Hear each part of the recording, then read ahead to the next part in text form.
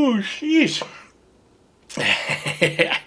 How's it? What's going on? Well, yeah, same shirt, just not wearing the hat. So, I'm doing research. I just got through releasing the Ginger Teacher, and at the end of that video, I had said I had all these tabs open, and I'm trying to, go through some more artists to find, and I find SPIRITBOX. Okay, and so I went, this is interesting sounding. It's kind of very ambient and stuff. So I'm listening to some of the videos, getting a little just used to the sound of the band, because I'm realizing maybe if I just bring myself up to speed on who they are and stuff, kind of helps me to, I don't know, feel a little of the musicians as they play, being that I have a little sense of what I might be getting into. So I'm looking around at SPIRITBOX, and all of a sudden I see this video here, live one-take performance. Now, that twisted me a little bit, and I'm saying, all right, I'm going to have to do a reaction on this, because I am a guitar player-ish, and I love watching playthroughs. My favorite playthroughs are like Guthrie Govan or Andy James, and watching them play through their album pieces and playing them just perfectly without making a mistake or slipping. It's just, I envy that, because I'm just not that good. So I don't know if there are vocal playthroughs, or what do they call this one, a one-take performance. This is the first type of this, because I'm not a vocalist. So I'm going to be doing SPIRITBOX Rule of Nines, Courtney LaPlante live one-take performance. I don't know what to expect here, but I'm really excited, because if this is a one-take all the way through, then we're going to see what we see, and we're going to get what we get on the fly, and that to me is really super cool. Of course, I'll be doing my usual reaction to the music and stuff like that, but I'm loaded. I've got my I got my coffee with I ran out of vanilla nut creamer, so I had to use coconut nut creamer. When you're jonesing, you got to do it, man. And I've got my heroic dose of chunky peanut butter. All right, I'm ready to go. Let's do this. All right, stand by. All right.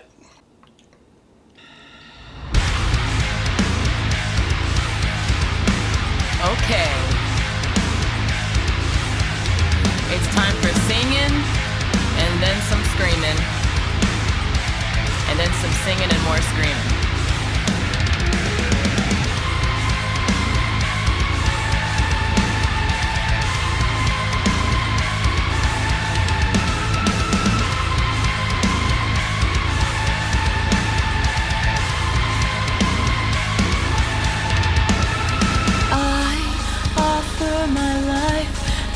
In the shrine, broken, entwined, I feel my inside breaking down. I bury it in time. I want to be part of life. Did dream dance open up my mind? If that's what you like, your legions will blur the light.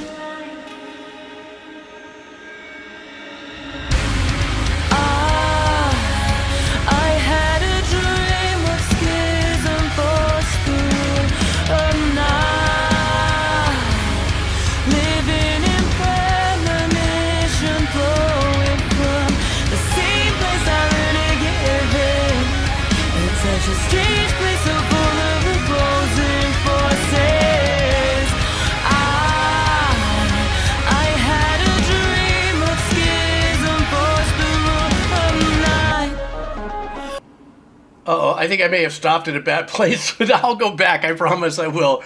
I think she was about to belt. So let me just get into the what I believe for myself, my reaction of what's going on with the musicians and stuff. I noticed that the drummer, when at the beginning of her verse, the hi-hat that he was holding down, that lock of the tempo, it seemed like it was the end of the 16th that he was hitting that hi-hat. Kind of throws you for a loop. Then the second half of the verse, he squared it off a little bit. The synchronicity, the lock between the kick, the bass, and the guitars, once again, I've said it many times, when you're at this level of musicianship, is pretty sick. I don't know the name of the band members. I'm just flying at it. I love the rhythmic riff that was set up and maintained through this lower half, but I really love the fact that it's a very ambient, very space vibed arrangement that is supporting Courtney at this point with her. Right now her voice is beautiful. I know what to expect because I saw one of her other videos, so I know she's about to go off 7 Ways to Sunday. But I really love the setup of this in production. Those wide pads. Remember I talk about dynamics in production. Dynamics could be anything from reverb and digital delays in order to give a small sound, a big stereo split. Dynamics could be how drums are mic'd. In this case, what I really love is they weren't shy doing the overdubs with the pads, and those pads are they're like it's almost like this kind of like drawing. It draws you in. It's especially if you're wearing cans, it really kind of brings you in and stuff. And so, but I have a funny feeling. I know some of you guys probably just got all clenched because it looks like she's about to belt. So I'm going to go back a little bit and let's see what we're in for here.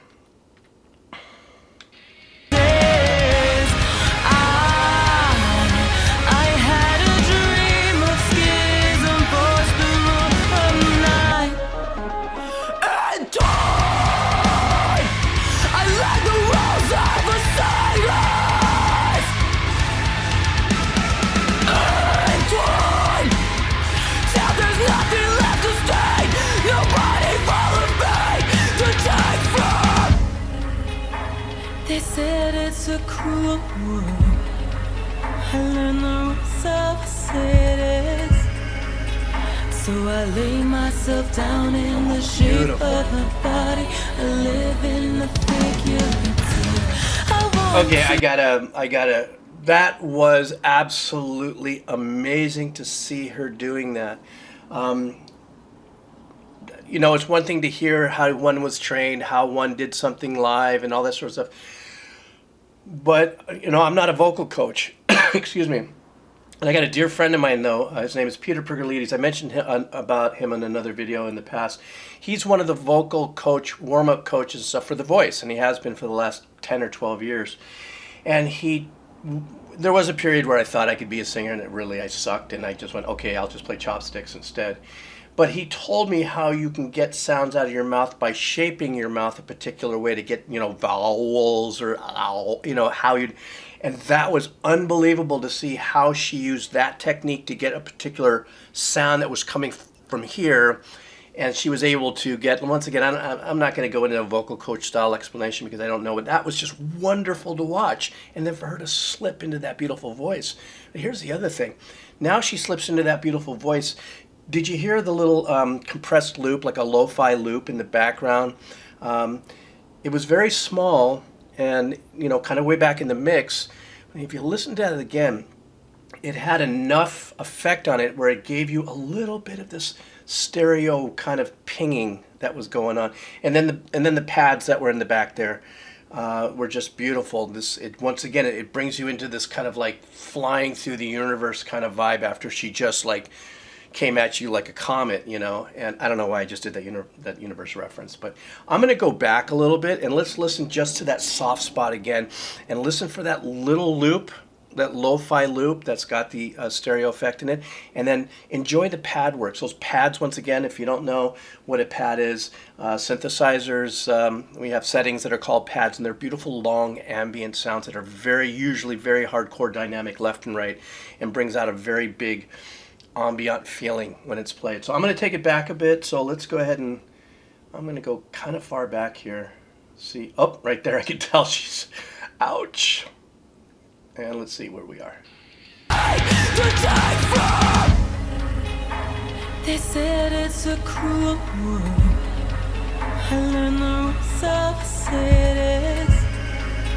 So I lay myself down in the shape of my body. I live in the figurative. I want to be... Okay, and I gotta stop for a second. Those harmonies on her voice were just beautiful.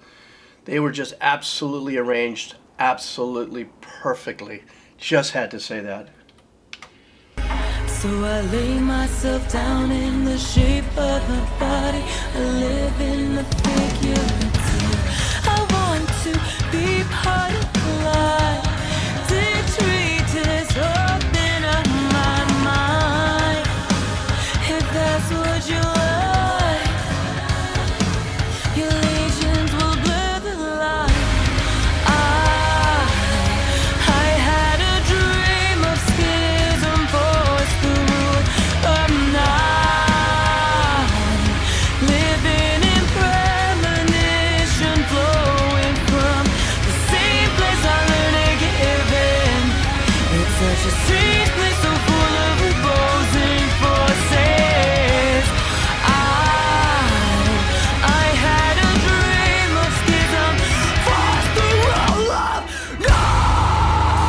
Okay, I'm sorry of stopping again, but I got to zone in on the guitar work and the bass playing in that last passage.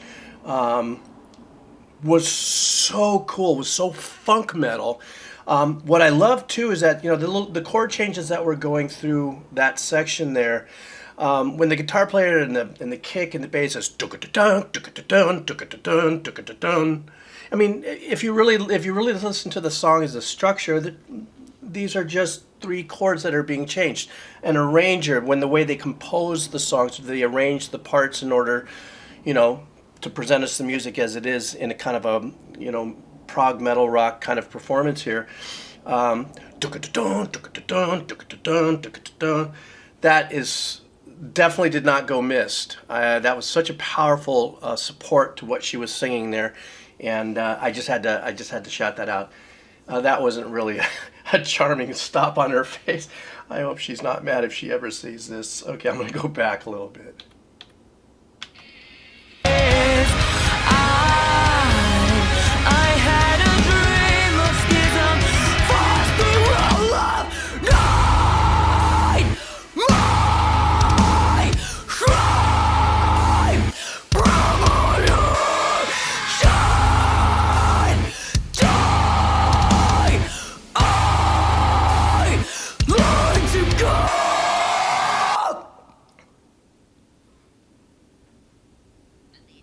I did it. Oh my God, that was great. That is so cool. Let me stop this. Okay, I didn't know how that was going to stop. I've never heard the song before. And you know what I loved about that right there? Do you ever watch bloopers? When you feel that you can connect with the real person because they make a mistake. They're infallible, like us. To me, that was that sensation I got, with that little ending with her just going, hey. And it felt, and it connected. It connected to me. I don't know if it'll connect to you. I think there's 1.4 million views of this since May 13th, so this is out there doing its thing. What a wonderful thing for me to experience. I hope I didn't geek out too much on some of the parts that I was talking about. Excuse me. To see a one-take performance like this was absolutely mesmerizing, and I'm going to really dive deeper into Spiritbox. I really, truly am a huge fan of overdubs and layers, if done correctly and not, overkill. It's one thing to perform live and to do what you can live, but when it comes to the sonic tapestry is a term I've used before, and especially if you're listening into your headsets and stuff like that, is what music does to us. This is what puts us in the zen that we need to be in when we decide to look at our playlist and play it, because we need to be jazzed up, we need to chill out, we need to just get away from life, whatever the case is. So diving in deeper to Spiritbox, what a great performance by Courtney LaPlante. And I'm going to finish my heroic dose, and hopefully as soon as I'm done rendering this, I'm going to try to get some sleep. All right, everybody, like I say, oh, by the way, I still get the comments. AKG 240s, put the link inside down in the description. I will put this Spiritbox video of her singing through with the link below as well, and then I'll put some Spiritbox CD vinyl stuff down there as well. Because I've said this many times, but one of the biggest joys I've been having this month learning about this channel and what I'm doing is that other people find other music and they go, wow, I had no idea. All right, I go on because coffee with coconut creamer and a heroic dose of peanut butter. All right, aloha. Oh, shit.